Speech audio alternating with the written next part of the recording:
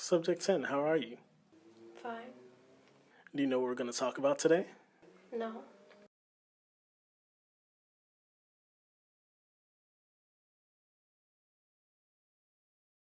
Well, today we're going to talk about addiction. Do you know what addiction is? Actually, wait. Before you answer that, let me read the definition for you. Addiction is the condition of being addicted to a particular substance, thing, or activity.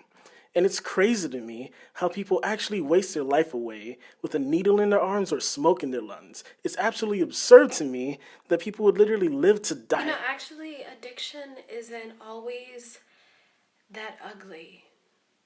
Addiction is just simply the act of being dependent on something.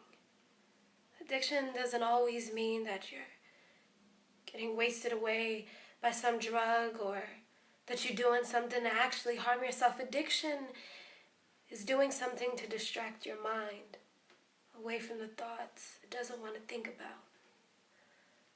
Addiction is every time you go on a TV screen and you watch it just so you can distract your mind away from what's bothering you. Addiction is when you open up your phone and you go on Facebook 10, 20, 30 times a day just so you don't have to think about what bothers you the most. Addiction is just dependency. And dependency is like a tall glass of cold water. With cracked, dry lips, I sit back and sip that, hoping to cleanse my spit, but this nasty taste keeps coming back. Before my gag reflex can react, I sit back and sip that same old tall glass of cold water. No mold in my cup visibly seen, so what could possibly be out of order? Yet, despite the issue and moreover, I still sit back and sip that same old, possibly poisonous water, dependent on the desire to distract my mind away from the mental war that battles beyond the barriers of time.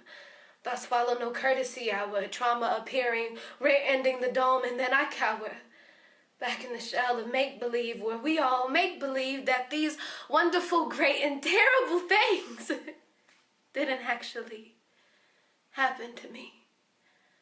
Dependent on a reason to escape. So if drinking mold is the only route I could take, I'll take it, and if I'm mistaken, then I'll pay for it. But could a place possibly exist with more pain scorching through it? And what is hell if it's not a mental state? How do people dream of heaven without having any mental faith? How do we seek freedom if we haven't been self-employed yet in removing our own shackles? Running through the parallels of society, facing fear and anxiety, walking on a tightrope, holding on by a thread and a loose tassel. But balance that ball on your head, kid. It's entertaining for others to see you bend your back, fall, and get hit. Yeah, I said, balance that ball on your head, kid. And snap your neck, walking your way over to dependency on image, superego, developing a way too critical, self-critic, short circuit. You're not perfect. But now you're dependent to achieve a reality of falsehood, of daydreaming and flirting. Poison is delicious when you can't actually taste it. Training your taste buds to become dependent on all things that make you feel worthless and tainted.